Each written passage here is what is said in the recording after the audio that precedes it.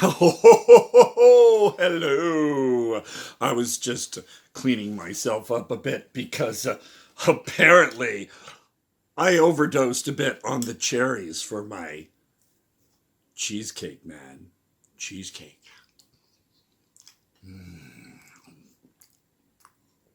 Screw that fruitcake. This is it. Hello, everyone. Welcome to the Todd Sampler. I am Santa Cool, aka Todd Quality Jaeger, aka Santa Bear. Oh, and excuse my voice if it's a little off because yesterday I was on set for my second role in a feature film called Astral Plane Drifter. I had to scream a lot. And so I'm still recuperating from that. Why, here's the poster for the film.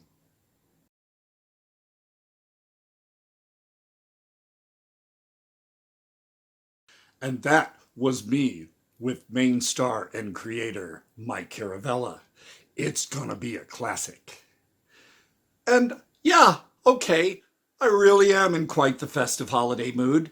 Some of you demanded a tree. Well, here you go. That's right. Today is a double feature review. Exciting. Of Santa Isn't Real and Nightmare on 34th Street. As if my beard is enough to make your holidays complete. Well, I guess we got to do the reviews. First off, Santa Isn't Real, directed by Zach Locke. It basically stars Kaya Coleman as Nikki, Scarlett Sperdito as Jess, and Sissy Lee as MJ, and Trey Anderson as Nathan. After suffering a brutal attack on Christmas Eve, it doesn't matter for this film, a young woman, Nikki, struggles to convince her friends that the assailant was Ol Kris Kringle. When Santa returns to terrorize the group, Nikki and her friends must fight to stay alive. Oh my God. Fuck Die Hard. That's not, honestly, come on. It takes place during Christmas. You're going to try to convince me it's an actual Christmas movie. I don't care. You can think that. Pfft, whatever. Oh my God. I need some of this. So,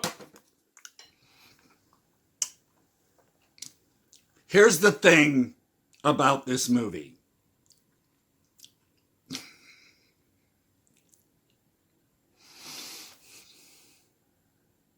My brain's already numbed on it. You see, it's headache inducing. So much dumb behavior and decisions. I'm not saying don't watch it, because I actually looked up a few reviews and a few said, oh, it's suspenseful. Okay, yeah, give it a look. I'm not trying to tell you not to. I'm just saying, okay, in the beginning, you can hear the wind whooshing outside. It's cold. It's snowy. So why doesn't Nikki have a fire in her fireplace? And she's, it's okay. So when the assault happens, now Santa magically appears down the chimney. Maybe that's why there was no fire in the fireplace. But why was he wearing a mask? Masks. All these horror movies, masks. Oh my God, stop it already. But anyway, the cabin in this movie, they keep referring to it as a cabin. It's a massive, beautiful luxury home. Just like in the movie, there's nothing out there, which I'm not a fan of. That's another story altogether. but that was like a massive, beautiful, multi-story house. Don't fucking call it a cabin. Oh, see, I'm losing my voice again already. No, I was glad to, damage my vocal cords for my art, because Astral Plane Drifter is going to be a kick-ass film. Back to this. Santa isn't real. So, also, when she's recovering, she comes out of her year-long coma. Why doesn't she tell the nurse, I was attacked by an intruder? She was too afraid to say I was attacked by Santa, so she didn't goddamn say anything at all. Just, so there's an investigation or something, so people don't think you're crazy and tried to commit suicide because her wrist was slashed. Okay, I guess then, the movie would have to take another direction, but still, right off the bat, I'm like frustrated over this. So she later admits to her friends that something happened, but she tells them it was Santa. And they're like, yeah, you're crazy. You did try to kill yourself. Just tell them it was an intruder. They'll kind of believe that and not look at you like this. Ooh. So, a positive. It's interesting that they talked about Krampus and that mythology. That was very interesting. And sometimes these teens, are they college age? I don't know. They seem smart. They were mentioning things like Occam's razor, but then they can't use, what's his name? Nathan couldn't figure out how to use a landline phone that was actually push button. That's a no-brainer. Now, if it was a rotary phone like I grew up on, I could see how they're like, oh, what do I do with this? But a push-button phone, it's kind of the same as when you use your cell phone. Oh my God, stupidity. So, anyway, let me take a breath. So, just when I thought the film was getting back on track, they do something or say something dumb again, and I just kick back and so, for instance, they're opening presents. Secret Santa thing, I think. So, I'm going to spoil this. It's not really much of a spoiler, but so Nikki opens a present, and there's the same knife, basically, that was used to attack her with. And she's like, and the friends are like, I didn't do that. Who could have done that? That's not cool. Then it's, hey, let's open another present. And it's all forgotten about. I'd be like, what the fuck? Who did this? This isn't cool. I'm leaving right now. Get in the van. No, they just move on and get some hot chocolate or booze or whatever. And it's all forgotten about. I'm sorry. That really bugged the shit out of me, and I'm just sitting there. Okay. The power goes out. Make a fire in the fireplace. And stuff. No, they don't do that. Let's just say through a lot of the film, this was my expression.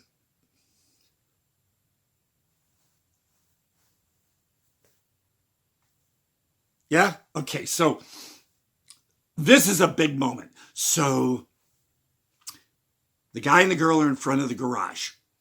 And from the right side of the screen, the guy suddenly gets hit by the killer. Now, the girl's right there. How come she didn't see the guy approach, right? And then what does she do? Now, if the guy gets hit, like over here, right? Instead of going this way, she goes that way. Runs towards the shit. Okay, I'm going to do it again. So, anyway. And if the one girl basically lives at the cabin, why didn't she prepare the tires for snow? Instead of sitting in there going, oh, come on, and the tires are spinning. Snow tires. I mean, that area, okay. It's weird, too, how there's a sizable church in the middle of nowhere. The girl mentioned something about, well, it's just me and this pastor or priest, whatever he is. I'm like, why? And yet the pastor or priest, whatever he is, I can't remember. He's still going to do a sermon to an empty church. Okay, whatever. Now, some positive talk. They do mention about the myths of how Santa should look. I would get this when I would dress as Santa cool at work. Customers like, you're not fat. Your beard's not white, when it was darker. I'm like, that is the Coca-Cola Santa. And they mention that in this film. That is the image Coca-Cola put forth with Santa. If you look up the whole Kris Kringle Santa thing, you're going to see it was a bit different. So, and whenever someone's talking on the phone with another person, they don't really cut to the other person. You hear a voice, but the audio is so freaking low, you have to turn the volume up to hear what the person was saying on the phone. I had to like backtrack a little and then turn up the volume and hear what was going on. So that was a thing. And to sort of end it all up on this, when the gal sees a person through the garage like door or window, something, again, it's becoming, my mind is wanting to block stuff. Why does she then approach and say what she did to endanger herself? You'll have to see that. I'm saying, watch the film. I'm not upset that I did. I'm just saying so much about it, you know? It's just, Oh, and if the reveal is what it is at the end of the film, then does that mean the beginning was not exactly what happened? But if it really was, there was a Santa, then why was Santa wearing a mask? Okay, so, fuck. I need a break. Let's have some Santa dance.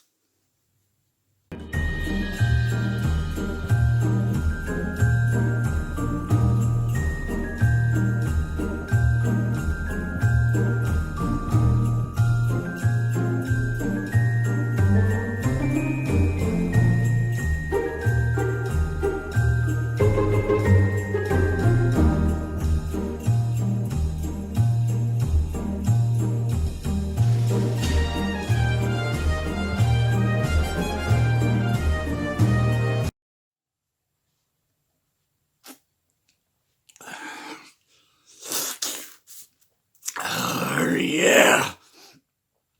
You want a taste of my eggnog?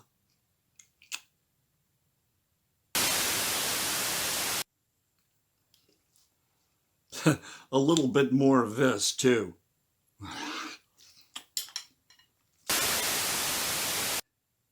Hey! So, as you can see, there's some similar ones from when I did my Triple Xmas review, but I want to focus on some titles that, yes, these are delightful.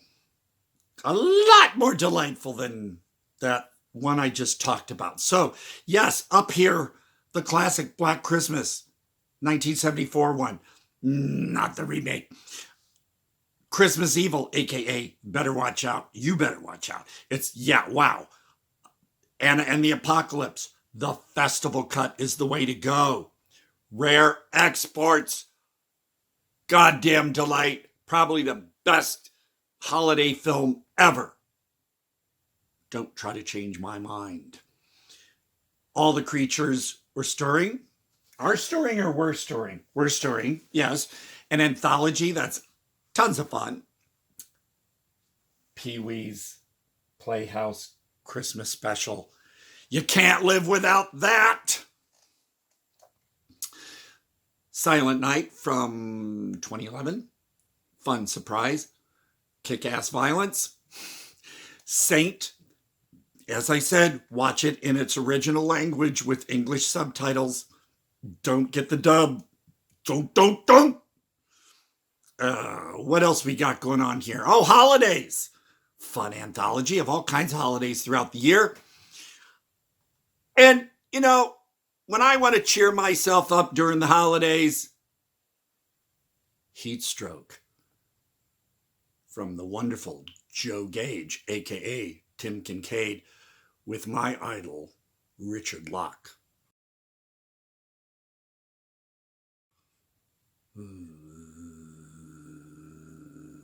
Okay. Banana Splits, man. 1968. Banana Splits TV show. The Buttons. Yes. And, well, hey, yeah, the Banana Splits movie. They, instead of like trying to bring the Banana Splits back as what it was, that wouldn't have worked. So let's make it a gory horror film. And what a delight. And within the same realm, the Bugaloos. They're in the air and everywhere. And hey, stick around after the review. We'll play the board game of the Bugaloos. Neil and Annabelle of Without Your Head. Let's play some Snoopy and the Red Baron, too.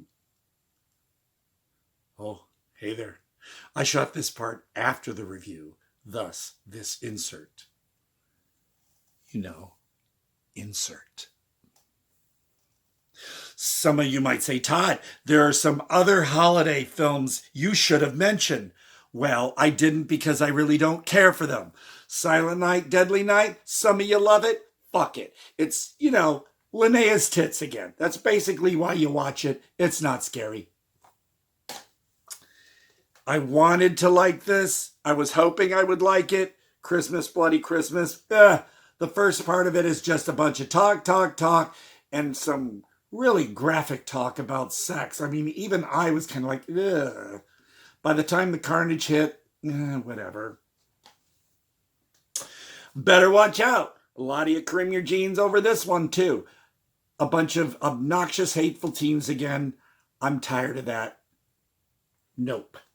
This is not a holiday film, but it reminded me of the stupidity and bad decisions in Santa Isn't Real. All fun and games. I checked it out because it was a vertical release. I usually find those interesting. This one, nope. Now back to me being clothed.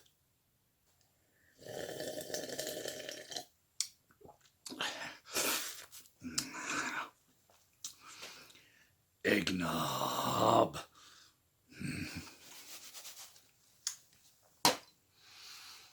Nightmare on 34th Street. Directed by James Crow, who did House of Salem, which I did enjoy a bit. It's from Wild Eye Releasing. So again, I thought up 50-50 chance. But overall, I did enjoy this one. It does run 2 hours and 10 minutes. So for some of you, I know that's like no freaking way. But there you have it. It has a good opening. The score, theme music grabbed my attention.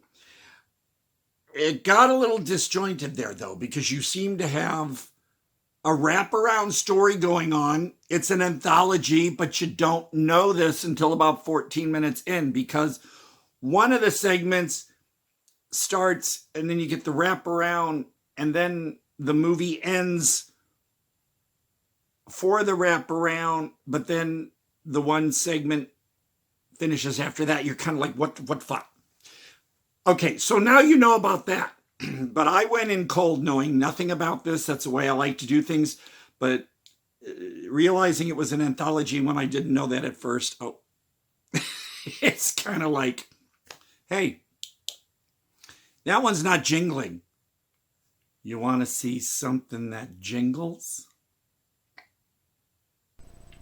Happy Holidays from Santa Cool. Jingle bells. Jingle bells. Jingle all the way.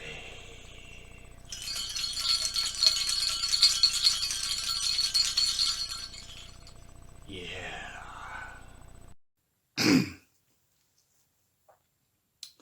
Since there's really no gratuitous stuff in this movie except a woman in lingerie, well, there you go.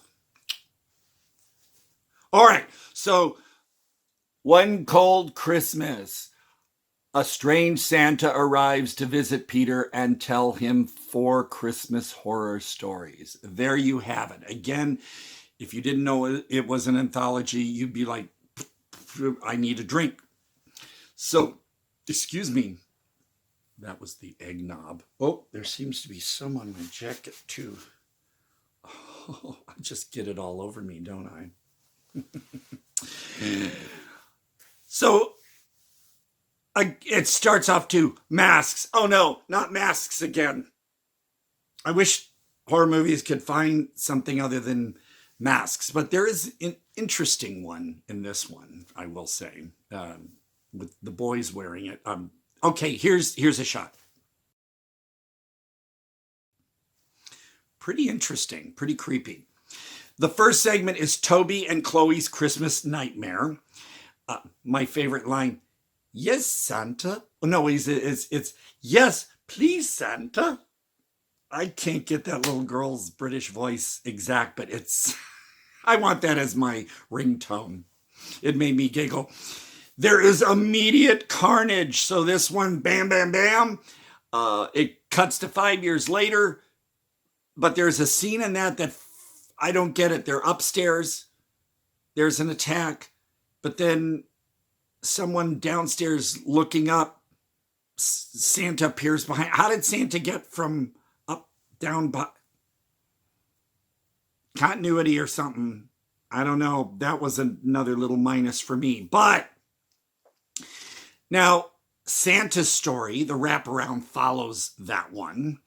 And that's when you go, oh, and it takes you a moment to realize it's an anthology. And that can be good or bad. As I said, it's a little disjointed going in. They could have worked on that a bit better. But the next one is The Ventriloquist Who Stole Christmas. This one features Mark Beauchamp. He's so cuddly. I don't care if his character's crazy. I'm won over. Now, this one is kind of like the 1978 film Magic with Anthony Hopkins set at Christmas time. Now, I'm not a big fan of that movie, Magic. I actually went and saw it twice in the theaters to see if there was some reason I didn't like it at first much, and I'm still kind of about it. But, so the cuddly Mark Beauchamp, he plays a ventriloquist that has a possible crazy side. I won't reveal too much of that story, but let's just say it's the longest one. One review said this segment went about 50 minutes. So after a time, you're like, wait, is this an anthology or somehow was the other stuff connected? So I think there was a possibility, I'm thinking, that this ventriloquist one was going to be its own feature and then they just didn't have enough. So it was put into this film. Either way, some people said that this one could have been omitted, that it's one of the weaker stories, but I enjoyed it. Like I said, Mark Beauchamp, I'll watch him in anything. He reminds me a bit of a British actor that I know, Martin W. Payne. 100%. Todd Quality. Why, thank you, Martin. Martin also stars in a short film that I did called This Is How, which appears on a Dark Side release called Tortured Parts 2 and 3. There's the proof. And on the backside it says, short film by Todd Jaeger featuring the cast of Visions of Filth. I'm so proud. That deserves some cheesecake, man. Cheesecake.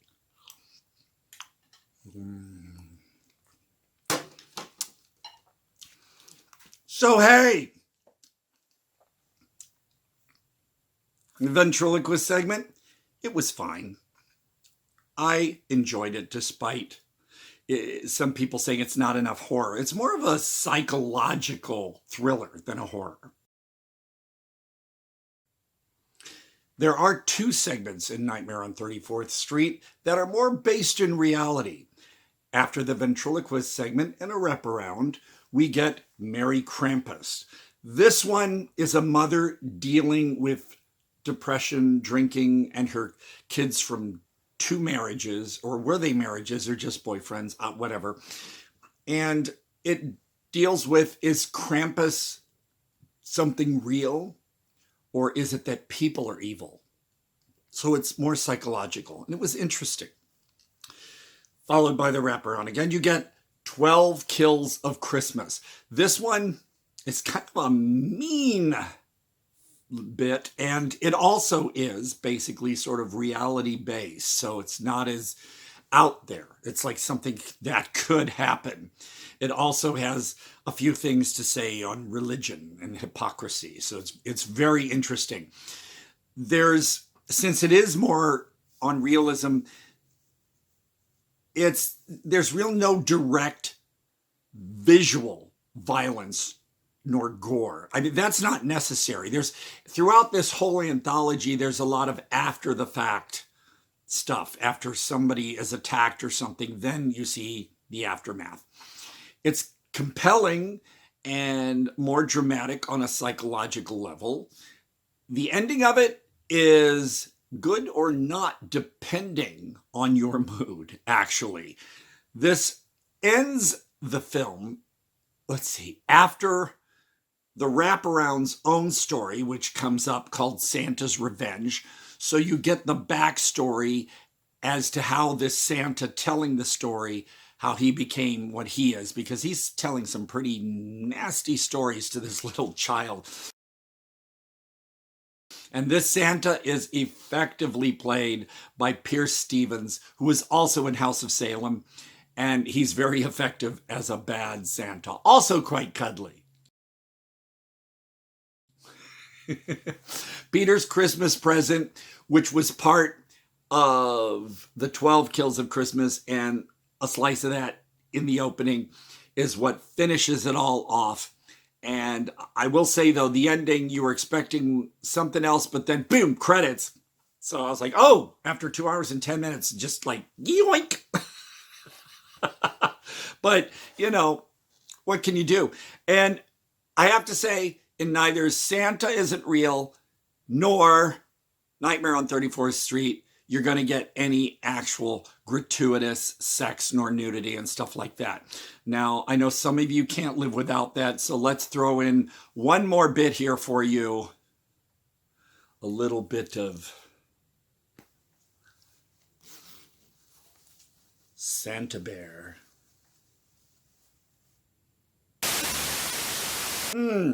Well, guys, gals, everything else. You have been watching the Todd Sampler for Without Your Head, Santa Cool, Todd Quality Jaeger, Santa Bear, Beard. Say it. Come on. Yeah, cheesecake, man. Cheesecake.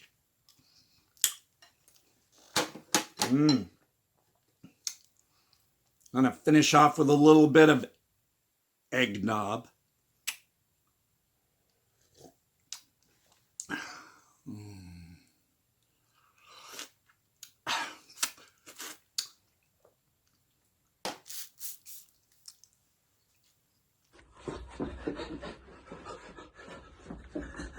100% Todd quality.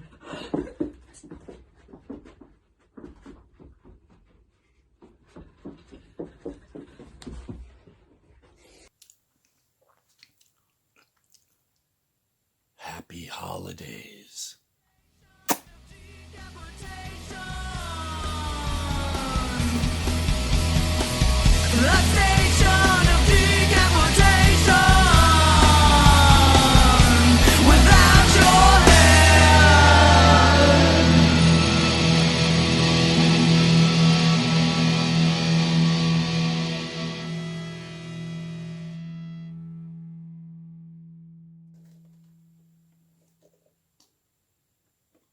Hey, stick around after the review.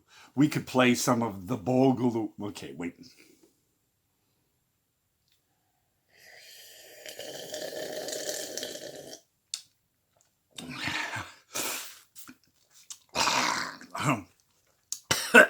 Let's try that again. Shoot. Okay, here we go. Oh. Oh, hey there. I shot this part after the review. Okay. Okay, let's start this over. All right. Okay.